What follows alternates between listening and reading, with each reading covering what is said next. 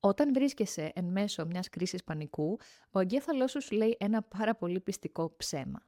Σου λέει ότι ασφικτιάς.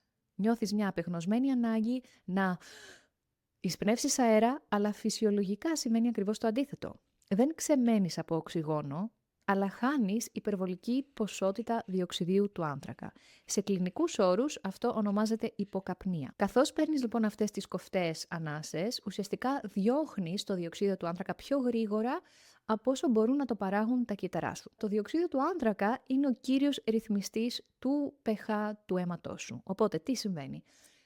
Τα επίπεδα διοξείδιου του άνθρακα πέφτουν, το αίμα σου γίνεται πιο αλκαλικό και αυτή η χημική μεταβολή πυροδοτεί το αντανακλειστικό που ονομάζεται αγκιοσυστολή. Τα αιμοφόρα λοιπόν αγκία στην πραγματικότητα στενεύουν, οπότε μειώνεται η ροή του οξυγονωμένου αίματος προς τον εγκέφαλο. Όσο λιγότερο διοξείδιο του άνθρακα έχουμε, τόσο λιγότερο οξυγόνο μπορεί πραγματικά να χρησιμοποιήσει ο εγκέφαλος. Γι' αυτό λοιπόν νιώθουμε ζαλάδα ή μουδιασμα, μυρμήγκιασμα και αποσύνδεση από την πραγματικότητα.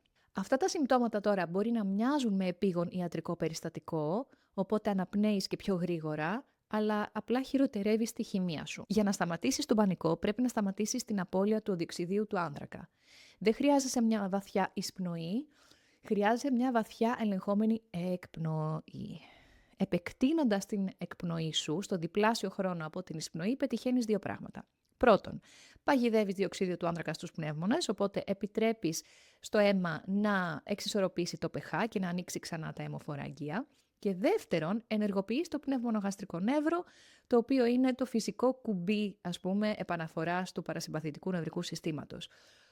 Αυτό το πνευμονογαστρικό νεύρο διασχίζει το διάφραγμα και όταν επιβραδύνεις το διάφραγμα, στέλνεται ένα σήμα προτεραιότητα στον εγκέφαλο που λέει ουσιαστικά η απειλή τελείωσε, ρίξε τους παλμούς, σταμάτα την αδρεναλίνη. Μην προσπαθείς να λογομαχήσεις με έναν εγκέφαλο σε πανικό, γιατί δεν θα σε ακούσει. Έλεγξε πρώτα τη χημεία του αίματός σου. Έλεγξε την εκπνοή και αποκατάστησε το διοξείδιο του άνθρακα και ο εγκέφαλος δεν θα έχει άλλη επιλογή από το να ακολουθήσει.